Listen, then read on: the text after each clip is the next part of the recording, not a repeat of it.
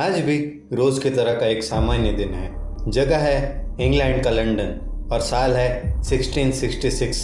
सभी काम पर जाने वाले व्यक्ति अपना काम कर रहे हैं। सभी हाउसवाइफ्स खुद के घरों में वो ही अपना झाड़ू पोछा ही कर रहे हैं और सारे बच्चे आंगन में मिलकर लकड़ी की काटी काटी पे घोड़ जो नाना अच्छा बैंड का किसको देता है। ये मैं क्या देखता हूँ कि एक बेकरी में आग लगी हुई है।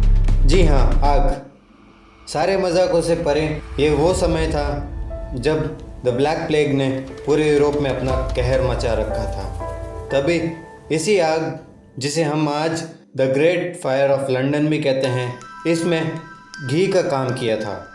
जब इंग्लैंड की जनता एक तरफ प्लेग से जूझ रही थी, वहीं दूसरी तरफ 1666 के सितंबर की 2 तारीख को उस समय के लंदन के राजा किंग चार्ल्स द सेकंड की बेकरी, जहां राजा और सारे महलवासियों के लिए बेकरी आइटम्स आया करता था, वहां आग लग गई।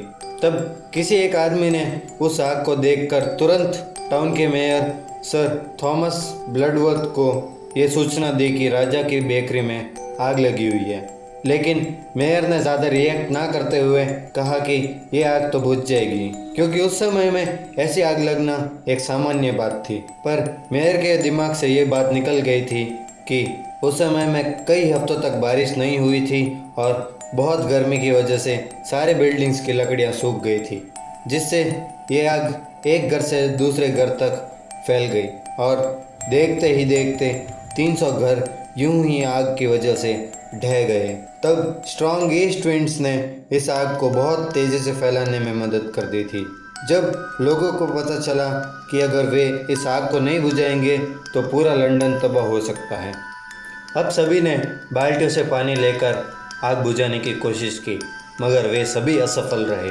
अब लोगों को पता चल गया था कि उनके ये प्रयासों का कोई फ़ायदा नहीं है और वो सभी हड़बड़ी में रिवर थेम्स की तरफ भागने लगे, क्योंकि वहाँ बोट की सुविधा थी जिससे वो सभी दूसरी तरफ जा सकते थे। अब एक बात सोचने वाली है। नहीं, आप सोचिए कि जहाँ लोग पहले से ही कोविड-19 से भी ज़्यादा भयंकर बीमारी से पीड़ित थे, जिसने 3/4 यूरोप की पॉपुलेशन को निगल लिया था। अब जिसने सोचा था कि 1666 में तो प्लेग ने पूरा साल ख़राब कर दिया, अब वो यकीन से जी रहे थे कि अगले साल में सब कुछ ठीक हो जाएगा। उनका तो बहुत बुरी तरह से कट गया था ना। किसी ने अपने करीबियों को खोया तो कोई अपने पूरे परिवार के साथ बेघर हो गया। अपनी ज़िंदगी से हार मान चुके थे। कल्पना कीजिए ये ना हो, पर भी इमेजिन करिए कि आप उन बेघरों में से एक हैं और आप देखते हैं कि आपका पूरा परिवार सारी उम्मीदें खो गया है और उन सभी की आंखों में आंसू हैं। इमेजिनरी दुनिया से बाहर आते हैं और जानते हैं कि आगे क्या हुआ।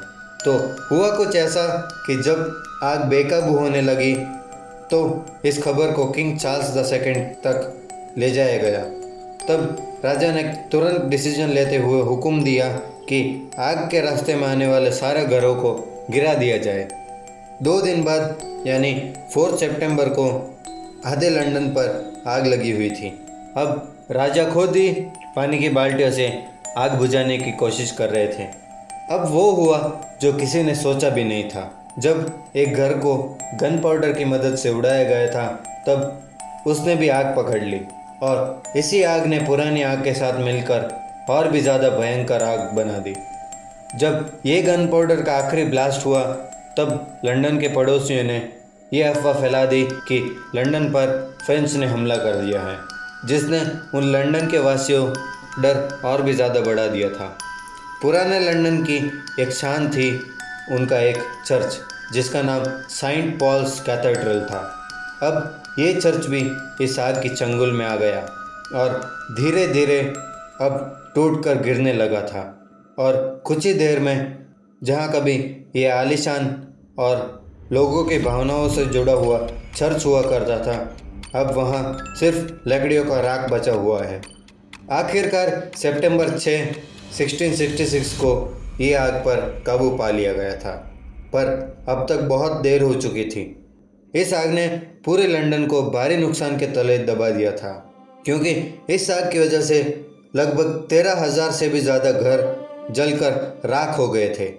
पर एक बात ने सारे लंदन वासियों के मन को शांति दी कि इस आग की वजह से सिर्फ 6 लोगों की ही जान गई थी, पर अब सारे घर तबाह हो गए थे, इसलिए लाखों लोग के पास अब रहने के लिए छत नहीं थी, जिसकी वजह से वे सभी अब बेघर थे। अगर नुकसान की बात करते हैं, सारे प्रॉपर्टीज़ जो अब तबाह हो गई थी, उन सभी की कीमत लगभग 5 मिलियन पाउंड से लेकर 7 मिलियन पाउंड्स तक की थी, जिसे अगर हम इंडियन करेंसी में कन्वर्ट करते हैं तो कुछ 50 करोड़ से 70 करोड़ होता है। उस बीच एक आदमी जिसका नाम हबर्ट था, वो राजा के पास जाकर कहता है कि उसने ही वो आग लगाई थी, जिसकी वजह से उसे तुरंत फांसी की सज़ा सुनाई गई। मगर बाद में पता चला कि ये व्यक्ति तो उस टाइम में लंदन से बाहर था। अब जब पूरा लंदन तबाह हो गया है तो समय आता है इसे फिर से ठीक करने का, और इसे जिम्मेदारी को निभाया था सर क्रिस्टोफर व्रेम ने। इस व्यक्ति ने लंदन की रिकंस्ट्रक्शन को 1675 में शुरू किया और लगभग 36 साल बाद यानी 1711 में बनकर तैयार था। आज का लंदन इनके नक्शे पर ही आधारित है। बाकी आज के लिए बस इतना ही, और हम मिलते हैं आपसे अगली वीडियो में। तब तक के लिए लाइक शेयर सब्सक्राइब कर लें।